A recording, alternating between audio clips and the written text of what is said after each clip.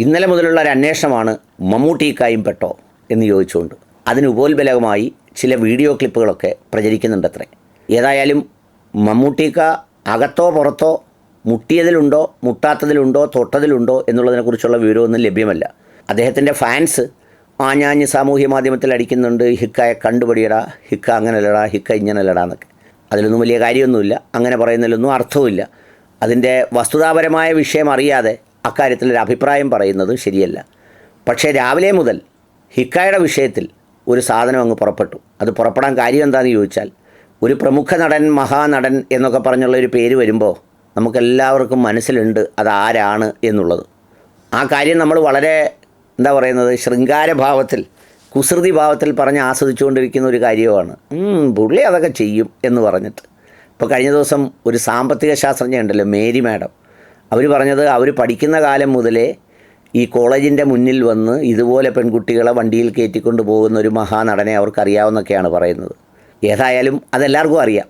അപ്പോൾ അതുകൊണ്ട് പിന്നെ ഹിക്ക കൂടി അതിനുള്ളിൽ കിടക്കട്ടെ എന്നാലോചിച്ചാവണം ഏതായാലും അങ്ങനെ ഒരു ക്യാമ്പയിൻ രാവിലെ തുടങ്ങിയത്.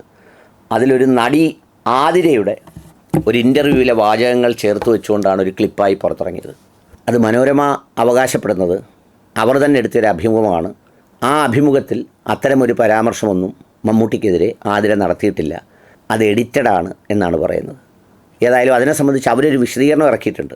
ഞാനിത് ഈ പ്രതലത്തിൽ പറയാൻ കാരണം, പല ആളുകളും ഇന്നലെ എന്നോട് ചോദിച്ചു, അങ്ങനെ ഇറങ്ങിയല്ലോ, അതുകൊണ്ടല്ലോ. ഇപ്പോൾ 2-3 ദിവസമായിട്ട് അതാണല്ലോ നമ്മുടെ കേരളത്തിലെ ഒരു പ്രധാനപ്പെട്ട ചർച്ച.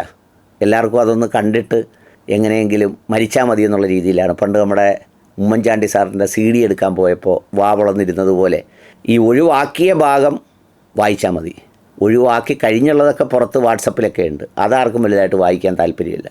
ആ ഒഴിവാക്കിയ ഭാഗമാണ് അവർക്ക് കാണേണ്ടത്. പൊതുവിൽ അങ്ങനെയാണല്ലോ നമ്മുടെ ഒരു പ്രത്യേകത. അപ്പോൾ ആരെങ്കിലും എന്തെങ്കിലും തുണി മറച്ചുകൊണ്ട് നടക്കുമ്പോഴാണ് നമുക്ക് വലിയ വിമർശനവും ആ മറച്ച ഭാഗം കാണണമെന്നും ഒക്കെ തോന്നുന്നത്.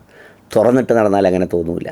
ഏതായാലും അതിൽ ഹിക്ക തൽക്കാലം ഈ ഇൻ്റർവ്യൂവിലില്ല എന്നാണ് മനോരമ പറഞ്ഞിരിക്കുന്നത്.